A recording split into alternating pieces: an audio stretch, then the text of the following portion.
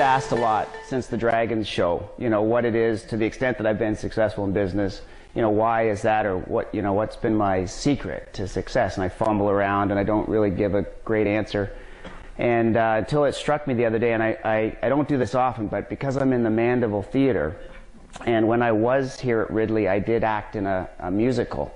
And that's the last time I sung on stage. It was The Pirates of Penzance. And I was in the chorus, and Tansley was the musical director, and you couldn't cut a guy that wanted to be in the chorus. So he saw me coming along and was shaking his head the whole time, but he had to let me sing. And thankfully there was 12 or 13 other guys and girls there, so it was okay.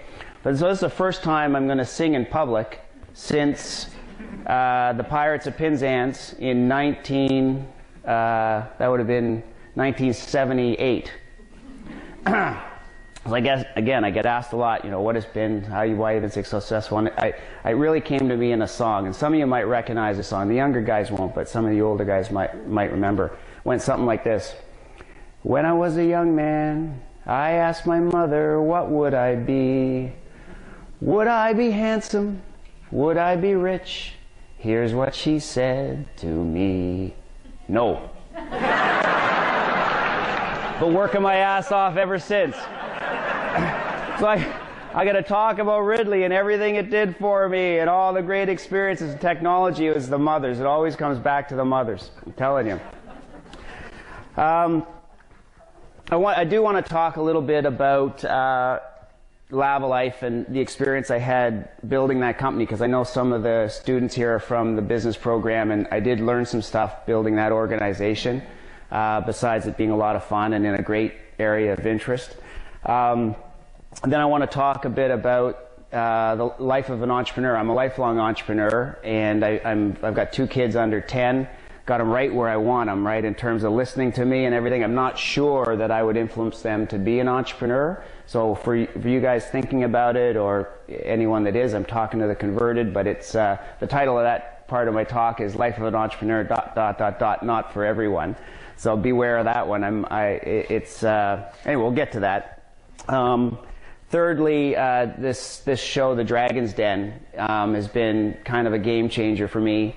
So I am going to play you a clip in Deanna from Balzac's honor. I picked the Balzac's clip because I knew she was going to be here tonight, and I'll tell you a little bit about how the show works, and some things that you might not see when you watch it, for those of you that actually do take the time to watch this thing. And then, I would like to talk a bit, because I am back at Ridley, what this place has meant to me, or how it has influenced me in my career, and what a great formative time of my life I spent here, and what great memories I have. And as Rosie said, there's a lot of people that I'm looking forward to reconnecting with after, that are from my past here. So Lavalife, and I'm going to move it along pretty quick, because as Mr. Rose said, we want to save some time for Q&A if anyone has some. If you don't want to ask questions, it's okay, because I'll be hanging out after. And I'll talk as long as you want to tonight. There's nothing else going on tonight, I hope, right? That's it. Okay, all right, good. Because there's breakfast tomorrow, and then it's okay, good. How many? I shouldn't make assumptions, but how many people have heard of the brand Lavalife?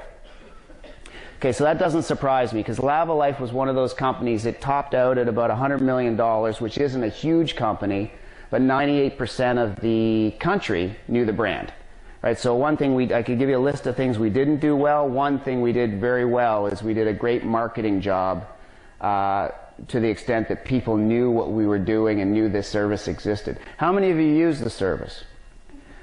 See, you're lying to me. I know that because I've done my own. I know the stats, right? And I know, but this was a big problem we had, because when I started using technology to put people together, we had to fight this big stigma about, well, if you have to use technology to meet somebody, there must be something. I'm staying away from that podium. There must be something wrong with you, right? So that was the big push of our marketing campaign. How do we take something as uncool as technology at the time to find love and make it a cool, hip thing to do? And I think we succeeded in that. We kind of led the world. A small Toronto company, 4 guys with not a lot of business experience, pulled together this technology, built it up to 600 people, and really led the world for a time in what is now, you know, a very accepted category. People go online all the time and meet and talk to people you don't know, but the beginnings of it were way back when in the late 80s in Toronto.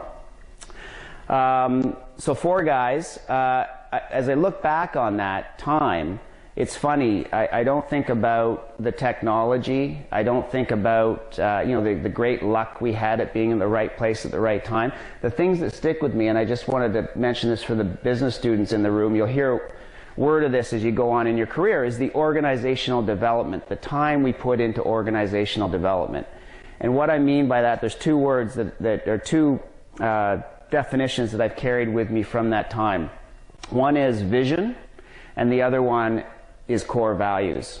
And the latter one I want to spend more time on than vision. Vision is sort of a motherhood word, but what it really means is you're running a company, you're running your life, you're an athlete, whatever your goal is, know where you're trying to get to. Rather than getting up in the morning and saying, I'm going to go do my best, put your mind out 1 year, 2 year, 3 years, where would you like to be in that time? For us, it was we wanted to own the world of online dating. We wanted to lead that revolution. That was the vision of our company.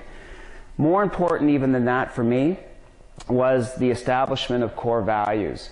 We put an unbelievable amount of time into trying to define what we wanted to be as a company. And I want to talk about this in the Ridley context too, because Ridley has developed, you know, a very clear culture here, and I think it's a lot to do with the people that have passed through over the generations. But for us, starting a company was very important. A couple of things were really important to us. One of them I learned right here, and that was the importance of teamwork. Now, you can go into any company in North America north of $20 million, $30 million, and you're going to walk into you guys will see this when you get out in the work world, you're going to walk into the foyer, and on the wall it's going to have a mission statement of the company, and then somewhere in the company above everyone's desk will be, here are the core values of the organization, and 9 out of 10 times you'll see the word teamwork on there. What does it really mean? You know, because a lot of companies have this word. We want to be a place where teamwork is practiced. So here's what we did. Here's what it meant to us, and here's how we brought it alive. And hopefully you can take something from this. Teamwork for us really did mean what it said, working together for a common goal. But here's how we made it actually happen. Whenever we'd go out to hire somebody, we put the job application out there, filter through all the people applying based on technical skill, get down to the 6 or 7 people we thought were really good for the job. We'd put them all in a room together. And then we'd walk in and we'd hand them a piece of paper. And on top of the piece of paper it said, NASA Man on the Moon exercise. And on this piece of paper it asked you to imagine that you've crash landed on the moon. And here's the list of survival items that you're going to need to survive. And they were in random order, but there was a right order, which ones were most important down to least. So we'd ask each individual to fill that out. It was a NASA exercise, so there was a right answer. Fill it out, hand the sheets back into us, we'd add up the score, and then we'd break the 6 or 7 people into 2 or 3 groups. And we'd say, do the exercise again. So they'd get together in groups of 2 or 3, and they'd work on the same exercise. Then they'd hand the thing back in, and we'd add up the score again. And in all the years, 15 years of running that exercise, I never once had an individual score beat a collaborated team score in the group, right? So that told us a couple of things. One, it allowed us to teach people that were thinking of coming to work with us that we were serious about what this teamwork value meant. We wanted people to work together to make better decisions.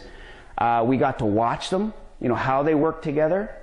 You know, if you got a guy that said, look, it's a power bar, I know the power bar is the #1 thing, and all this logic's coming at him and her to say that that's not the right answer, but they're digging in their heels and ego's getting in the way, probably wouldn't be a good fit with our company. And we got to watch and see how people acted. And I'm at the point in my career now, I can identify, looking back, on one hand, the number of times I've gone away from core values that are really important to me, ethics, integrity, teamwork, lack of ego, and it's burned me every time. And it's usually been in the area of technology, which was my weakness. I was dazzled by people that were great technology minds, and I'd make short-term decisions to move the company ahead where I wasn't quite sure about the guy's ego or, you know, his ethics, and it burned me every time. So my message to you guys as you go out to pick partners and eventually hire people or go to work for companies, be very cognizant of the kinds of people that you partner with.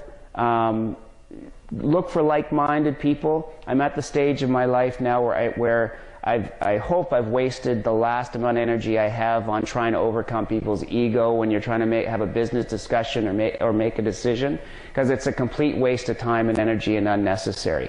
Learned all that at Lava. Open-mindedness was another value that was very important to Lavalife. Lavalife was an online dating company, and I see I've got all ages in here, so I'm going to keep the conversation very clean, and I'm not going to dive into one-night stands and all the things we were famous for. I promised Rosie on the way in I wouldn't do that. So, but on the, you know, if you look at Lavalife, if you were not an open-minded person, you would not be a good fit with that company, because we were dealing with people's personal lives. You know, everything that you can imagine, from, you know, homosexuality all the way to conventional marriage and everything in between. So if you showed up at our place with a preconceived notion of how life should be or how relationships should be, or you were homophobic, you wouldn't be a good fit with us. So it was very important for us to get at how open-minded people were as they were coming in the door, because people at that age aren't going to change, right? So this is the way company cultures are formed. Not so important when you're a 4 or 5 man shop and you're involved in every decision, but we grew to 600 and it was a lot of people's first time jobs. It was important for us to pass down to different layers of the company, as they did the hiring, the kinds of people we wanted to make up the culture. That's all I want to say about Lava. I talk to a lot of entrepreneurs and I talk to a lot of companies now. That's another really funny thing about the show. No one gave a rat's ass what I had to say before CBC, before I got on this show, right? All of a sudden, you know, you get asked your opinion on things. But yeah, I'm going to run with it. The life of an entrepreneur, my lot in life was set pretty early, and I get asked this a lot. Do you think entrepreneurs are made or are they born? My answer is I think that they're made, but I think they're made very early. And I've always said, up until now, I've sort of said the first 7 to 9 years of your life are the most formative, and that's where I think a lot of entrepreneurs are made. Sitting talking to Nat at dinner tonight, reminiscing, Nat Caters, who taught calculus when I was here, and that was a class that I was never invited into because it was for the elite math students. I'm starting to rethink my 7 to 9, because when I couldn't do the calculus, I realized that I better find something else to do in a hurry, because it wasn't going to be math and it wasn't going to be science.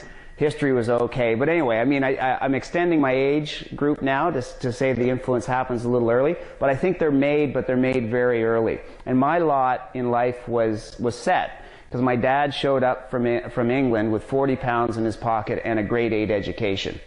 So my earliest memories of him were going out and hustling to get a job, and he was good with math. Nat, I don't know how it happened. You know, they say the acorn doesn't fall far from the tree, but it does.